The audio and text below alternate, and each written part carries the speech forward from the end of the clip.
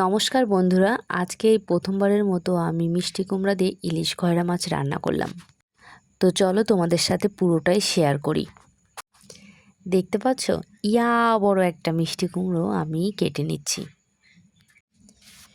মিষ্টি কুমড়োর ভিতরটা কতটা লাল এবং পরিপক্ক ছিল।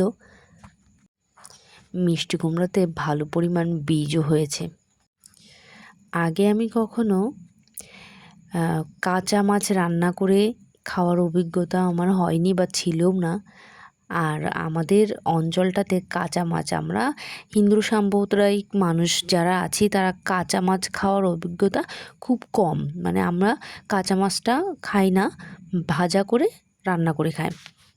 তো যাই হোক, আজকে আমি সাহস করে মনে মনে ভাবলাম মিষ্টি কুমড়া দিয়ে যদি ইলিশের যে বাচ্চা মানে ইলিশ খয়রা মাছটা কাঁচা রান্না করা যায় তাহলে কেমন লাগে। এটা আমি জাস্ট ট্রাই করার জন্য, হয়তো যদি খাওয়ার মতো না হতো খেতাম না, ফেলে দিতাম এরকম একটা কিছু।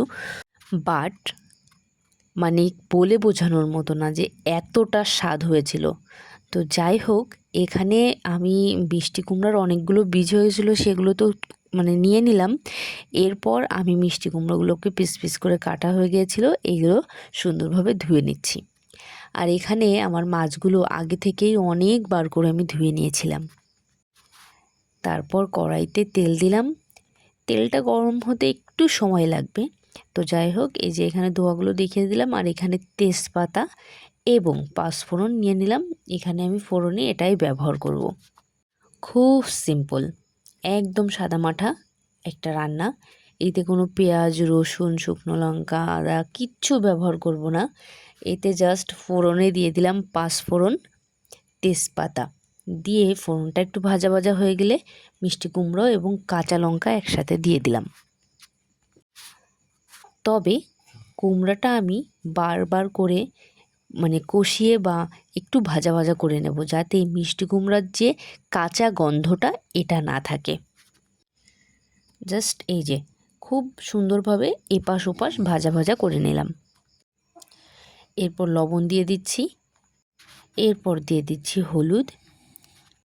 এবার লবণ হলুদ দিয়ে একটু নাড়াচাড়া করে নেব যাতে লবণটা গলে যায়। তারপর আমি এখানে শুধু অ্যাড করে নিচ্ছি জিরা গুঁড়ো। জিরা গুঁড়ো সেহেতু এখানে একটু জল দিয়ে ভালোভাবে কষিয়ে নিচ্ছি, যাতে জিরাটা ভালোভাবে সবজির সাথে মিশে যায়। যেহেতু আমি আর অন্য কোনো মশলা এখানে ইউজ করছি না, এই জন্য ভালোভাবে জিরা বাটাটা সুন্দরভাবে যাতে কষিয়ে যায়, এই জন্য আমি একটু জল অ্যাড করে নিয়েছি। ভালোভাবে কষানো হয়ে গেলে আমি জল দিয়ে দিলাম। এরপর দিয়ে দিলাম ভেজে রাখা কাঁচা লঙ্কাগুলো। তো যাই হোক, দেখো আমার ঝোলটা ফুটেও উঠেছে। দেখতে কতটা সুন্দর লাগছে, তাই না? এখানে ভাত বসিয়েছিলাম, ভাতটা ফুটে গিয়েছে।